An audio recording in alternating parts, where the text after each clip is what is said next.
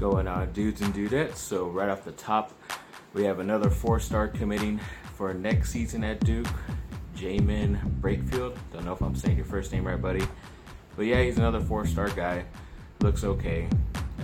Maybe he's another developmental guy that they'll try to keep for another year or two instead of just making him leave right after 1 year like most of those guys. But they definitely added already 5 guys. They might be adding another player. So I guess they're thinking that a lot of the players that are at Duke now are going to leave for next year. So they'll have enough spots and roster like things available or even scholarships available for guys. So you only get so many, especially for college basketball. But at least he's joining like Jalen Johnson, Jeremy Roach, DJ Stewart, and Henry Coleman. So it looks like a pretty good class. It's a #1 class as of right now, and if they're going to add to it, it's obvious that it's going to be hard to top them as being #1, especially how talented these guys are. So we'll see. Hopefully it could all work out even next year, but we've got to focus on this season, of course. Then also we got some Lakers news as they beat the Golden State Warriors as the Warriors opened up their new stadium out there in San Francisco. Luckily, the Lakers were clicking on all cylinders. And yeah, I'll show you a dunk after this video. You kind of have to put copyrighted stuff a little bit later in the video so they don't see it right away. So I'll show you a dunk Anthony Davis had from the lob of Rondo. It looked pretty cool. A lot of great chemistry these guys had. They were playing really hard. A lot of like the bench guys too, Caruso and Troy Daniels, Avery Bradley, they all showed up very well. So I'm happy to see that for the Lakers. And they're saying it's only the first game, it's only preseason, but it's very scary to see the Lakers roster now. And I'm glad they actually were able to make these moves. I just don't understand with the savant mind like Magic Johnson why he wanted to get the team he did last year instead of this type of team, which he probably could have put out there instead of the crappier, questionable team for the first year of LeBron James as a Laker. So I don't know, I'm kind of glad at least Pelinka is pulling the right strings right at the moment, but he still has to prove that he can at least get this team to the playoffs. Then I'll be okay with him being the GM for the Lakers. Then also we have Coach K, Duke head coach, being for the College Fair Act or whatever it's called, so the fair to play or something like that. So these players can make money off their likeness and stuff, and it's just obvious that he was going to do that because it helps in recruiting as well. But I mean, at Duke, I've seen the stuff they get. Like if you're a Duke player there, you get so many team shirts and sweaters, jackets, full things, beanies, and then that's only just the clothing. And I'm pretty sure they get any type of Nike shoes that they want every so often. And I mean, it's pretty good luxury to be a Duke basketball player. It sucks that it's not the same everywhere else, but that's just the way things work out. But hopefully this act that California and New York and Florida, maybe Ohio as well, are trying to push so these players, men and or women that play in college can at least try to make some money off their likeness.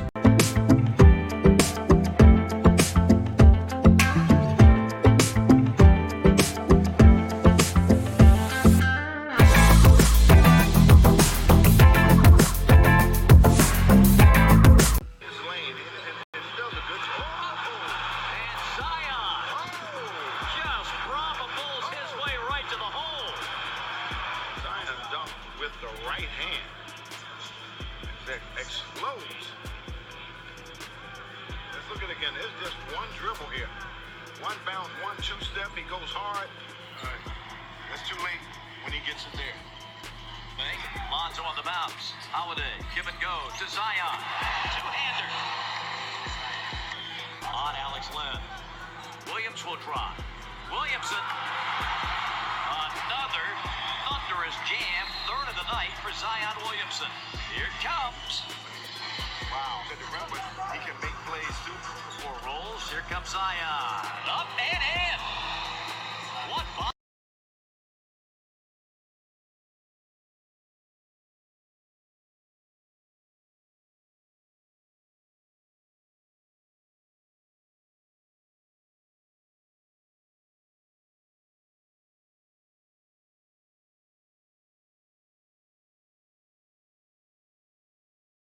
So some more stuff. A lot of the rookies from Duke all debuted yesterday, basically.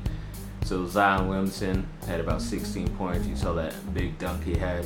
Cam Reddish did all right with 11 points, probably coming off the bench. And then RJ Barrett, who did start, ended up scoring 17 points, but looking at his highlights, he was struggling a lot in the first half, especially with his three-point shot, but eventually got it going in the third quarter. And I guess that's the thing you kind of have to expect with a guy like him. It's going to take him a while. I don't know why he's shooting from three if he's that inconsistent, but then as you saw, he got hot from three in the third quarter, so it's just weird how he's hot and cold like that. But I don't know, I guess you just have to ride him and see what his talent could bring you. And then also Coach Alvin Gentry of the Pelicans was telling people to not compare Zion Williamson to LeBron James because it's very hard to. The physicalness you probably can, but even that, LeBron is still taller and probably still stronger than Zion Williamson at times. But I mean, Zion Williamson is definitely a special talent, one of the biggest social media gatherings even before he got to college. So he has that at least going for him earlier than LeBron, but LeBron obviously started the whole thing of having high school games shown on ESPN and having most of his moves looked at while he was even before he got drafted #1 overall. So that's some similarities there, but it's like the Kobe and Michael Jordan thing. Yes, they're somewhat similar just because even Michael Jordan will tell you Kobe stole a lot of his moves, but even then, you know, you're still one championship short and it's not like you were exactly the same player, but very close. That's all you could say. But then CBS Sports is saying that Trey Jones, the Duke point guard, is there for his sophomore year, is one of the best point guards in the nation. Just glad he's getting the recognition he deserves, and hopefully he can turn that into a championship this year and then be a top first round pick next year, hopefully for the Lakers. Then also we had some other news that the Lakers signed John Stockton's son, David Stockton, who's been in and out of certain other league, not the league, but like the G League and the developmental league with certain teams. And then he actually did get some play in that Golden State game, which was pretty cool for him. So good luck to him. Maybe he'll make the G League team for the Lakers. Then Anaheim Ducks news, they did play their second game against San Jose and they got the W 3-1. It's very cool because it's another Western Conference team, so to have those wins in the bag before the playoffs is very lucrative for them at this moment. I believe they finally hit the road today to go to Detroit, where the Red Wings have always given the Ducks, or every time I've seen them, they always given them problems. But we'll see what they can do, see how this win streak can go, but good luck to them, and yeah, let's keep on going.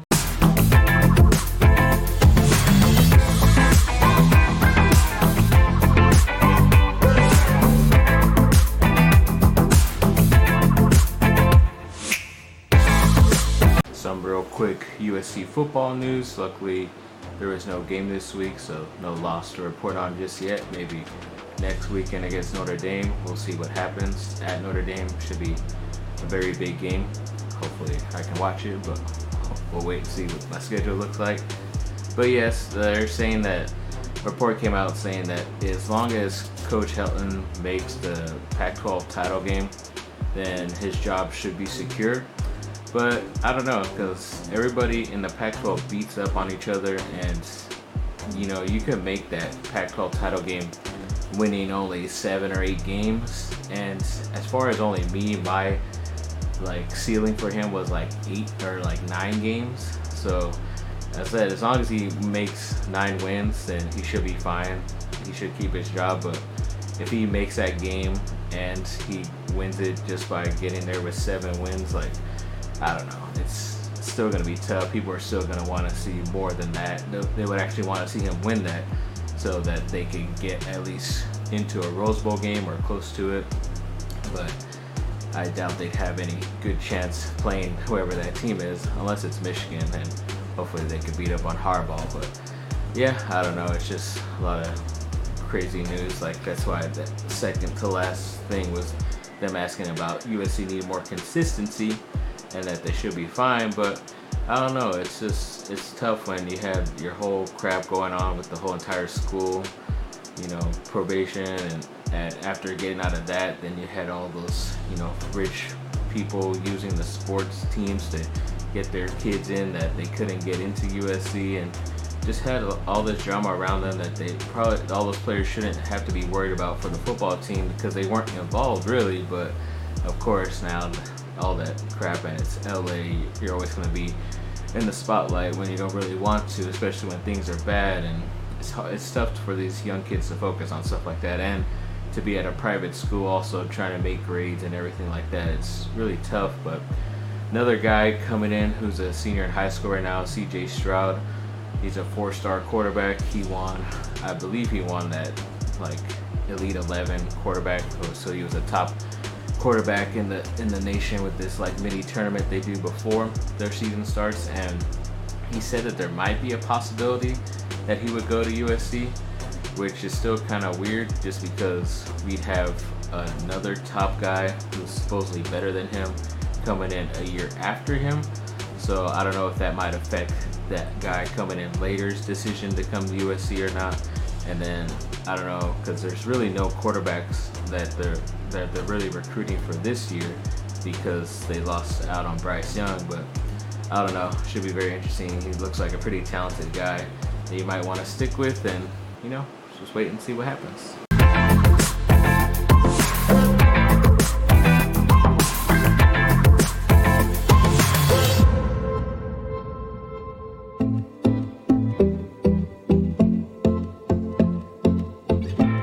So yes, the Chargers did end up losing this week to a winless Broncos team, and they did not deserve that win, the Broncos, but the Chargers of course just beat themselves up. And what sucks today is that if the season ended, they'd be the number 9 overall pick in the draft, which in my opinion still sucks, because no matter, even if they only won 2 freaking games, they're still going to be picking almost close to out of the top 10. And it's just sucks because they can never get a break in being a top team to get a good enough player. Yeah, there's still 10 to 15 really good guys that you could get in the top 15, top 20. But I don't know. I just don't.